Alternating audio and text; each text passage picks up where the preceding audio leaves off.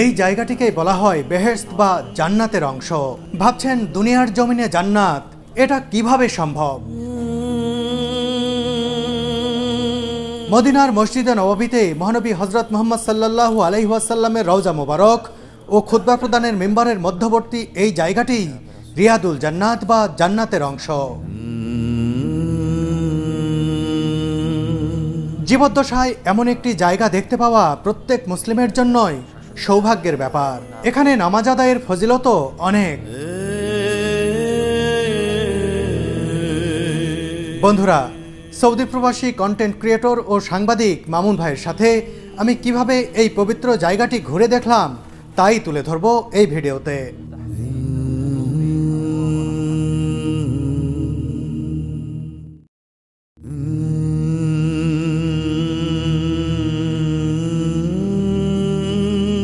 মসজিদে নববী চাঁদের আলোয় এমনই উদ্ভাসিত আজ। মধ্যরাতে রিয়াদুল জান্নাত বা জান্নাতের অংশ দেখতে এসে পবিত্র এই মসজিদের এমন মোহনীয় রূপ দেখতে পাবো ভাবিনি। আগেই বলেছি মদিনা প্রবাসী মামুন ভাই আজ আমাকে নিয়ে যাবেন রিয়াদুল জান্নাতে। কিন্তু তার আগে সংক্ষেপে জানিয়ে দিতে চাই পবিত্র এই জায়গাটি পরিদর্শনের নিয়ম কানুন। আপনি ইচ্ছে করলেন আর জায়গাটি ঘুরে আসলেন, বিষয়টি এমন নয়। সেখানে যাওয়ার আগে থেকেই রেজিস্ট্রেশন করে অনুমতি ও সময় নিয়ে রাখতে হবে। নুসুক নামের এই অ্যাপে রেজিস্ট্রেশনের পরেই জানতে পারবেন কোন সময়টি আপনার জিয়ারত তথা পরিদর্শনের জন্য নির্ধারিত হয়েছে। সেই মোতাবেক আপনাকে হাজির থাকতে হবে। অন্তত 7 দিন আগে থেকে রেজিস্ট্রেশন না করলে পারমিশন পাওয়া কঠিন হয়ে যায়। যদিও আমি 7 দিন আগে থেকে নুসুক অ্যাপে রেজিস্ট্রেশনের চেষ্টা করেও না পেয়ে হতাশ হয়েছিলাম। পরে মদিনায় অবস্থানরত মামুন ভাই, সামির ভাই, জুয়েল ভাই মিলে বাংলাদেশি অন্য ভাইদের মাধ্যমে পারমিশন ম্যানেজ করে দিলেন। তাদের সবার প্রতি অশেষ কৃতজ্ঞতা জানাই আমি। বলে রাখি, আমার সহধর্মিনী সুরভির জিয়ারার সময় দেওয়া হয়েছিল রাত 10টায়, আর আমাকে আর মামুন ভাইকে সময় দেওয়া হয়েছে রাত 2টায়। এ কারণেই এই মধ্যরাতে হাজির হয়েছি মসজিদে নববীতে।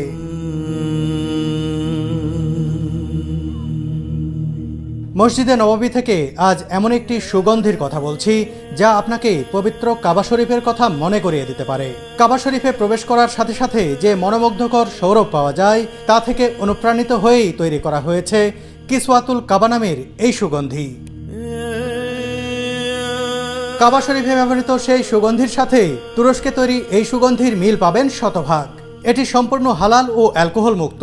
অরিজিনাল কিসওয়াতুল কাবা কিনতে যোগাযোগ করুন ওয়াজির সাথে। এটি আপনার ঘর, অফিস রুম কিংবা মসজিদে এনে দিতে পারে দীর্ঘস্থায়ী মোহনীয় পরিবেশ। আজ মদিনায় অনেক শীত, ঠান্ডা লেগে আমার গলার স্বরও বসে গেছে। তাতে কি রিয়াদুল জান্নাত দেখতে পাবো, এটা ভাবতেই ভালো লাগছে।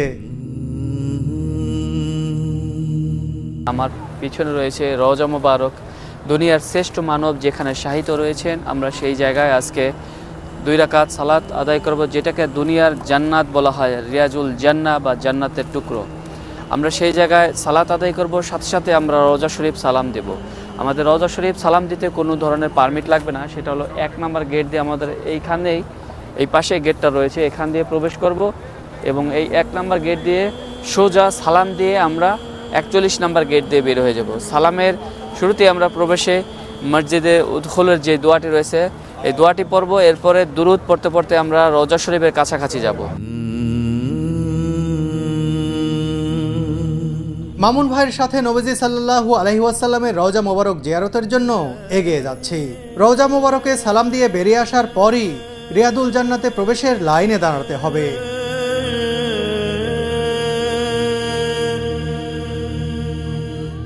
মসজিদে নববী নিয়ে তৈরি ভিডিওতে আমি দেখেছি এই সবুজ গম্বুজ। এই গম্বুজের ঠিক নিচেই মহানবী সাল্লাল্লাহু আলাইহি ওয়াসাল্লামের রওজা মোবারক। এর আগে এভাবে দূরে দাঁড়িয়ে দেখেছি, আজ যাব একেবারে কাছে।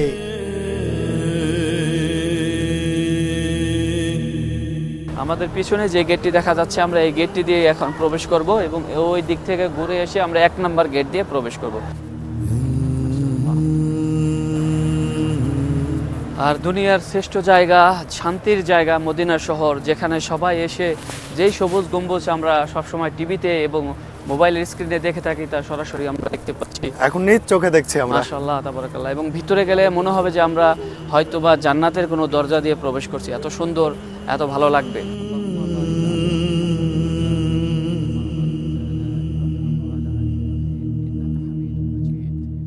এই হলো 1 নম্বর গেট, যেটা দিয়ে সালাম পেশ করার জন্য প্রবেশ করা হয়, বা বাবা সালাম বলা হয় আরবিতে, সালাম গেট। এখান দিয়েই সালাম দেওয়ার জন্য সবাই প্রবেশ করে এবং এটাই মসজিদের প্রথম গেট, 1 নম্বর গেট। আর এই মসজিদটাই হলো পুরাতন সেই আগের মসজিদটা, মহানবী সাল্লাল্লাহু আলাইহি ওয়াসাল্লাম জি সেই সময় সেই সময়কার মসজিদ, মানে বাউন্ডারিটা সেই পুরাতন সময়ে, পরবর্তীতে এটা পুনর্নির্মাণ করা হয়েছে, মিশরীরা করেছে এবং তুর্কি শাসন আমলে হয়েছে, এরকমভাবে ধাপে ধাপে পুনর্নির্মাণ হয়েছে। এটি শুধু পুরনো মসজিদ কিংবা রওজা মোবারকের দরজা নয়, একেবারেই জান্নাতের দরজা। এই দরজা অতিক্রম করতেই মনটা অন্যরকম এক শীতলতায় আচ্ছন্ন হলো। এটাকে বলা হয় জিদারে কেবলা বা কেবলা দেওয়াল। এটার যে কারুকাজ, এটা করোনার পরে সুন্দর করে সব হাতে লেখা হয়েছে। এই কারুকাজগুলো সম্পূর্ণ হাতে লেখা এবং এটার নাম হলো জিদারে কিবলা বা কিবলা দেওয়াল। এই দিকে কিবলা, এই জন্য এটা কিবলা দেওয়াল বলা হয়। এবং আমরা যাচ্ছি সামনের দিকে রিয়াজুল জান্নাহ, যে দুনিয়ার যে জান্নাতের টুকরো, যে জায়গাটুকু বলা হয় সেই জায়গার সামনে, এবং যেখান থেকে রাসূল সাল্লাল্লাহু আলাইহি ওয়াসাল্লাম খুতবা দিতেন, যেখান থেকে কিয়ামতের দিন হাউজে কাউসারের পানি বের হবে, সেই জায়গাটি মিম্বারে রাসূল সাল্লাল্লাহু আলাইহি ওয়াসাল্লাম। সামনে যে মিম্বারটি দেখা যাচ্ছে, এই ছোট্ট মিম্বারটি, এখানে দাঁড়িয়ে একটু সুন্দর করে ভিডিও নেন। এটাই হলো মিম্বারে রাসূল সাল্লাল্লাহু আলাইহি ওয়াসাল্লাম এখানে দাঁড়ায় খুতবা দিতেন এবং বর্তমানেও শেখ এখানে দাঁড়ায় খুতবা দেয়। এখান থেকেই হাউজের কাউসারের পানি বের হবে কিয়ামতের সময়। এটাই কি রিয়াজুল জান্নাহ? এইটাই রিয়াজুল জান্নাহর অংশ, এখান থেকেই শুরু।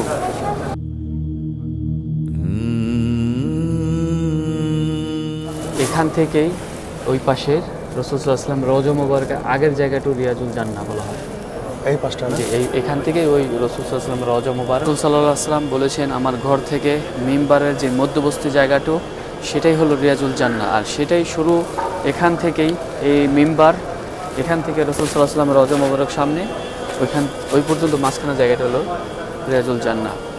আর এই পাশে মেহরাবে রাসূল, তিনি যেখানে দাঁড়ায় নামাজ পড়াইতেন, সেটা হলো মেহরাবে রাসূল। আর আমরা এখন পেছন থেকে দেখছি, এটা তো পরে সামনে থেকে দেখব। সামনে থেকে এটাই হলো জান্নাতুল রিয়াজুল জান্নাহ, দুনিয়াতে যে জান্নাত টুকরো, এই জায়গাটাই জান্নাতের বাগান বলা হয়। আমরা পরবর্তীতে এখানে প্রবেশ করবো। এখন সালাম দেওয়ার জন্য আমরা যাচ্ছি। তো দেখতেই পাচ্ছেন বিশাল বড় লাইন। আমরা দুরূদ শরীফ পড়তে থাকবো। আল্লাহুম্মা সাল্লি আলা মুহাম্মাদ ওয়া আলা আলি মুহাম্মাদ কামা সাল্লাইতা আলা ইব্রাহিম ওয়া আলা আলি ইব্রাহিম ইন্নাকা হামিদুম মাজিদ।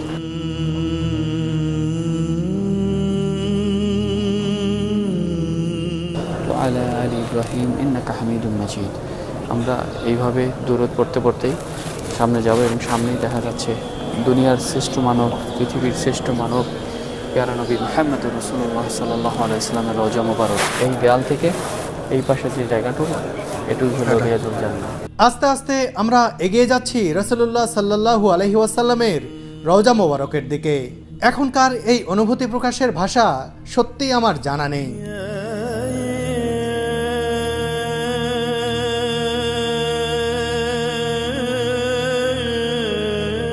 রওজা মোবারকের রেলিং পরিষ্কার করছেন কিছু বাংলাদেশি ভাই। আপাত দৃষ্টিতে এটি চাকরি বা কাজ, কিন্তু ধর্মীয় দিক বিবেচনায় কাজের পাশাপাশি এটি বিরাট সওয়াবের ও সৌভাগ্যের বিষয়। নবীজির রওজা মোবারকের খেদমত করার সুযোগ কজন আর হয়?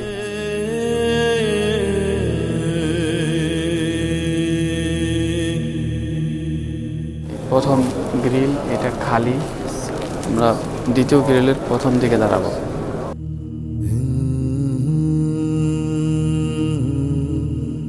এবার নবী করিম সাল্লাল্লাহু আলাইহি ওয়াসাল্লামের রওজা মোবারকের একেবারে সন্নিকটে চলে এলাম আমরা। এই ছিদ্রযুক্ত গ্রিলের ঠিক ওপাশেই চিরনিদ্রায় শায়িত রয়েছেন দিনের নবী হযরত মুহাম্মদ সাল্লাল্লাহু আলাইহি ওয়াসাল্লাম।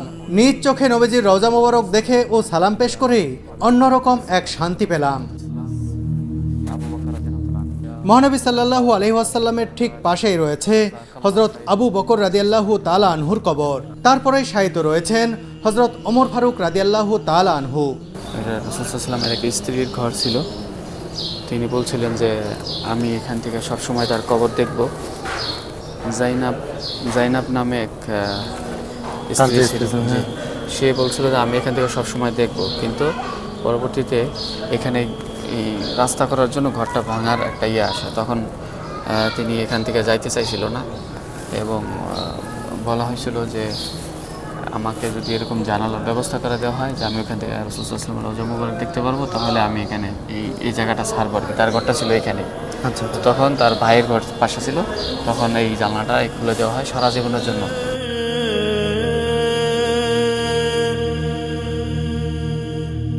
এটা হলো মসজিদের শেষ গেট। আচ্ছা, 41 নম্বর গেট। 1 নম্বর দিয়ে ঢুকলাম, 41 নম্বর দিয়ে বের হলাম, মানে বাবাল বাকিয়া বলা হয়। ডোর নাম্বার 41 ওই পাশে লেখা আছে, দেখেন এখন পর্যন্ত আছে। 41 নম্বর গেট।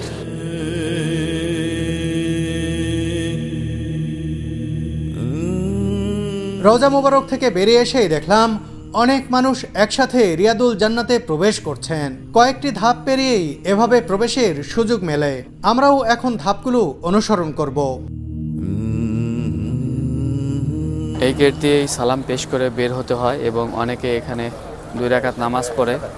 আসলে এখানে নামাজ পড়তে দেওয়া হয় না, জ্যাম হয়ে যায়, এই জন্য এখানে পড়তে দেয় না। অনেকে কিন্তু পড়তেছে।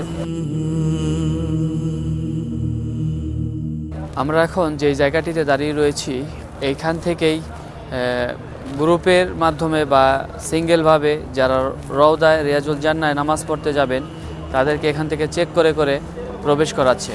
এবং এরপরে আরেকটি জায়গা রয়েছে, সেখানে চেক করার পরেই ওয়েটিং রুম রয়েছে, ওয়েটিং একটা জায়গা রয়েছে, সেখানে সবাইকে একত্র করে তারপরে 30 মিনিট করে এক একজন সময় পায়। একসাথে প্রায় 300 থেকে 400 লোক প্রবেশ করে রিয়াজুল জান্নায়। সেখানে নামাজ পড়া শেষ হওয়ার পরে তাদেরকে বের করে দিয়ে পরবর্তী যারা ওয়েটিংয়ে থাকে তাদেরকে প্রবেশ করায়। এইভাবেই সিস্টেম মতো এই হাজিগুলো গ্রুপিং যারা আসে তাদের গ্রুপ লিডার প্রত্যেকের জনের পারমিট নিয়ে এখানে চেক করায়, এরপরে একসাথে সবাইকে প্রবেশ করায়। এবং যারা সিঙ্গেল আসে তাদেরকে পারমিট আলাদাভাবে নিতে হয়।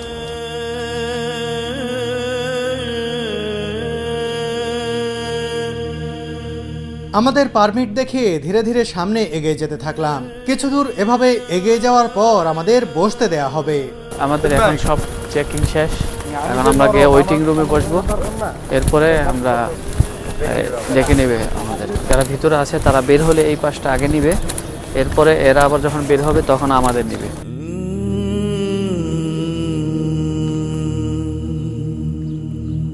অপেক্ষার সময় দর্শনার্থীদের জমজম কূপের পানি পরিবেশন করা হয়। এখানে অনেকেই এই পানি পান করছেন।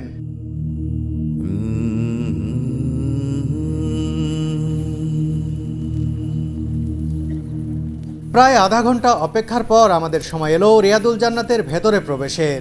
অনেক মানুষের সাথে আমরাও সেদিকে এগিয়ে যেতে থাকলাম। 40 নম্বর গেটটিকে বলা হয় বাবে জিব্রিল। এই গেট দিয়েই জিব্রাইল আলাইহিসসালাম নবীজি সাল্লাল্লাহু আলাইহি ওয়াসাল্লামের কাছে আল্লাহর ওহী নিয়ে আসতেন।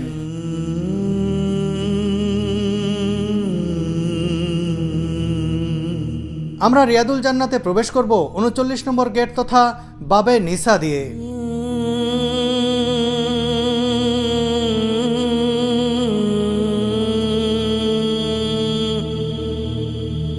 দীর্ঘ প্রক্রিয়া ও প্রতীক্ষার পর অবশেষে আমরা প্রবেশ করলাম রিয়াদুল জান্নাত বা জান্নাতের অংশের ভিতরে।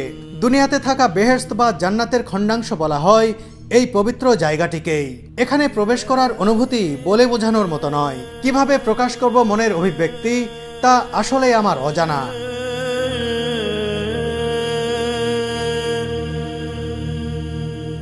রিয়াদুল জান্নাতে প্রবেশ করেই 2 রাকাত নামাজ আদায় করলাম আমরা।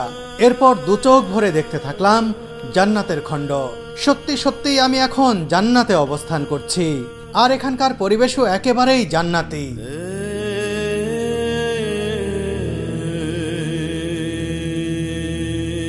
এটি মহানবী সাল্লাল্লাহু আলাইহি ওয়াসাল্লামের রওজা মোবারক। এর সামনে থেকেই সালাম দিয়ে এসেছি কিছুক্ষণ আগে। এই রওজা মোবারক থেকে এই যে মিম্বার দেখতে পাচ্ছেন, এর মধ্যবর্তী জায়গাটুকুই জান্নাতের অংশ। রাসূলুল্লাহ সাল্লাল্লাহু আলাইহি ওয়াসাল্লাম এই জায়গাটিকেই জান্নাতের অংশ হিসেবে উল্লেখ করে গেছেন। বুখারী হাদিস অনুসারে নবীজি সাল্লাল্লাহু আলাইহি ওয়াসাল্লাম বলেন, আমার ঘর তথা বর্তমান দাফনের জায়গা এবং মেম্বরের মাঝের জায়গা জান্নাতের বাগানগুলোর একটি। রিয়াদুল জান্নাতের ভেতরে বেশ কয়েকটি স্তম্ভ বা খুঁটি রয়েছে। এগুলোকে রহমতের স্তম্ভ বলা হয়। উসমানীয় শাসনামলে স্তম্ভের সংস্কারের পাশাপাশি এর গায়ের কারুকাজে স্বর্ণের প্রলেপ দেওয়া হয়েছিল বলে জানা যায়। রাসূলুল্লাহ সাল্লাল্লাহু আলাইহি ওয়াসাল্লামের যুগে এসব খুঁটি ছিল খেজুর গাছের। এই মিহরাবটি সংস্কার করা হয়েছে। এখানে দাঁড়িয়ে ইমামতি করতেন হযরত মুহাম্মদ সাল্লাল্লাহু আলাইহি ওয়াসাল্লাম। রিয়াদুল জান্নাতে অবস্থানের আধা ঘন্টার সময় যেন আধা মিনিটের মতো মনে হলো আমার কাছে। দুনিয়ার বুকে রয়ে যাওয়া একখণ্ড জান্নাত দেখে নিলাম নিজের চোখে। সত্যি অদ্ভুত এক ভালো লাগায় ভরে গেল মনটা।